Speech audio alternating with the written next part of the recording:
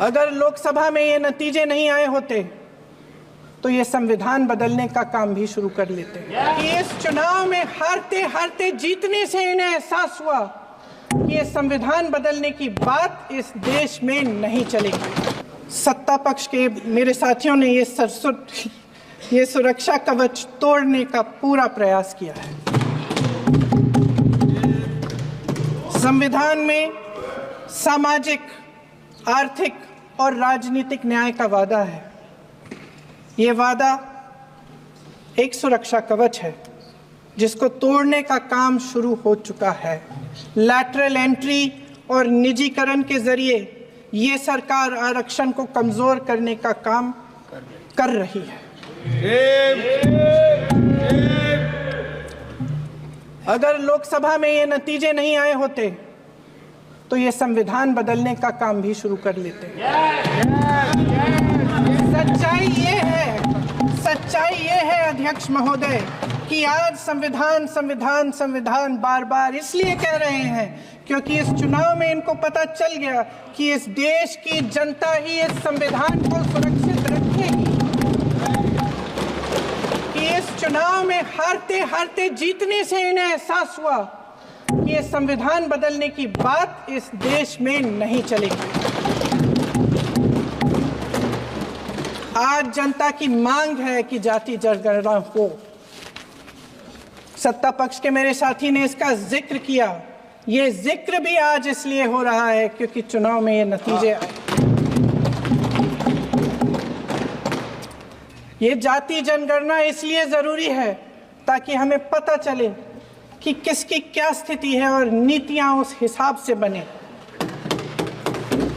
इनकी गंभीरता का प्रमाण ये है कि जब चुनाव में पूरे विपक्ष ने जोरदार आवाज उठाई कि ये जाति जनगणना होनी चाहिए तो इनका जवाब देखिए। इनका जवाब भैंस भाग भैंस चुरा लेंगे, मंगलसूत्र चुरा लेंगे, इनका ये जवाब था। ये गंभीरता है इनकी जाति जनगणना पर। महोदय, हमारे संविधान ने आर्थिक न्याय की नींव डाली, किसानों, गरीबों और को जमीन बांटी, भूमि सुधार किया, जिसका नाम लेने से कभी कभी आप झिझकते हैं और कभी कभी उनका नाम धड़ाधड़ इस्तेमाल किया जाता है अपने आप को बचाने के लिए। उन्होंने HAL, BHEL, SAIL, GAIL, ONGC, NTPC, railways, IIT, IIM, oil refineries, तमाम PSU बनाए। अध्यक्ष महोदय, उनका नाम पुस्तकों से मिटाया जा सकता है, उनका नाम भाषणों से मिटाया जा सकता है, लेकिन जो उनकी भूमिका रही इस देश की आज़ादी के लिए और इस देश के निर्माण के लिए, वो इस देश में से कभी मिटाया नहीं जा सकता। 75 सालों में जनता का भरोसा रहा कि नीतियां बनेंगी तो जनता की भलाई के लिए बनेंगी।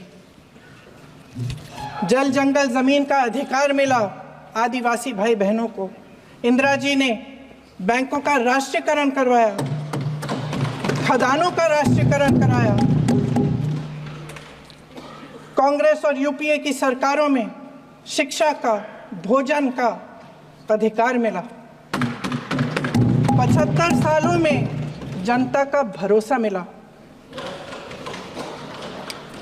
पहले संसद चलती थी तो जनता की उम्मीद होती थी कि सरकार महंगाई और बेरोजगारी पर चर्चा करेगी, कोई उपाय निकालेगी, कोई रास्ता निकालेगी। लोग मानते थे कि अगर कोई नई आर्थिक नीति बनेगी तो देश की अर्थव्यवस्था को मजबूत बनाने के लिए बनेगी, तो भारतीय बाजार को मजबूत बनाने के लिए बनेगी, उनके भविष्य को मजबूत बनाने के लिए बनेगी। किसान और आदिवासी भाई बहन भरोसा करते थे कि यदि जमीन के कानून में संशोधन होगा तो उन्हीं की भलाई के लिए होगा। आप नारी शक्ति की बात करते हैं। आज चुनाव की वजह से शायद इतनी बातचीत हो रही है नारी शक्ति के बारे में, क्योंकि हमारे संविधान ने महिलाओं को ये अधिकार दिया उनकी शक्ति को परिवर्तित किया वोट में, और आज आपको पहचानना पड़ रहा है कि महिलाओं के बिना, कि नारी शक्ति के बिना ये सरकारें नहीं बन सकती हैं। इसीलिए आज आप नारी शक्ति की बातें दोहरा रहे हैं। जो आप नारी शक्ति का अधिनियम लाए हैं उसको लागू क्यों नहीं करते? वो 10 साल बाद लागू क्यों होगा? क्या आज की नारी 10 साल इंतजार करेगी उसके लागू करने के लिए? क्या बात है, क्या बात है।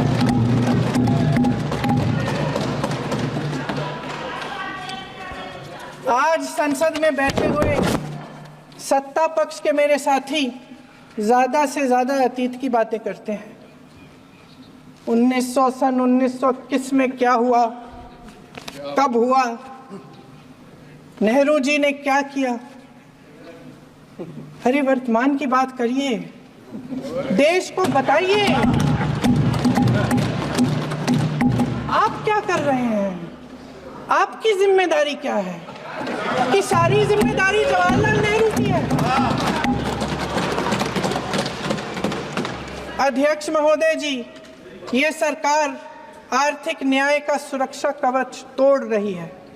आज संसद में बैठी ये सरकार बेरोजगारी और महंगाई से जूझ रही हमारी जनता को क्या राहत दे रही है? कृषि के कानून भी बड़े बड़े उद्योगपतियों के लिए बन रहे हैं। सही एमएसपी को छोड़िए, डीएपी तक नहीं मिल रहा है।